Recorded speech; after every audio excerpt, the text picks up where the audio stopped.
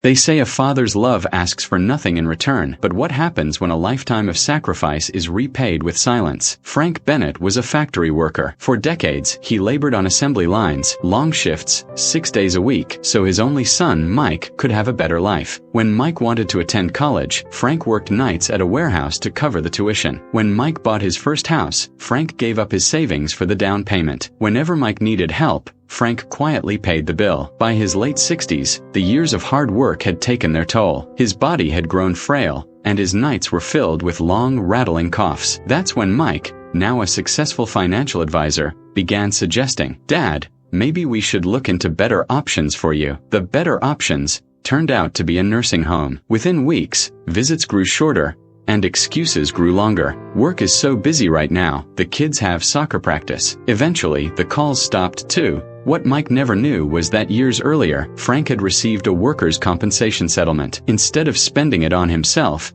he invested it carefully, letting it grow quietly. He never touched a cent. At the nursing home, Frank contacted his lawyer and rewrote his will. Mike was cut out, not out of anger, but out of clarity. Frank's lifetime of sacrifice had been answered with excuses instead of love. He wanted his legacy to go to those who truly valued effort and care. So he created the Frank Bennett Scholarship Fund, a program to help children of struggling factory workers go to college, so no parent would ever have to break their body the way he did just to give their child a chance. Months later, a letter reached Mike. Suddenly, the son who hadn't called in months appeared at the nursing home, his voice dripping with concern. "Dad, I just want to make sure no one's taking advantage of you. Maybe I should visit more often." Frank looked him in the eye. "No one's taking advantage of me, Mike. I've decided to help people who still remember what sacrifice means." Mike stammered, "But what about me? What about the kids? You always said family comes first." Frank's voice was steady. "I did say that, and I lived it for nearly 70 years. But when you left me here and offered only excuses instead of time, you showed me what family means to you." Within a year, the scholarship was sending dozens of first-generation students to college. Local newspapers praised Frank Bennett for turning betrayal into hope.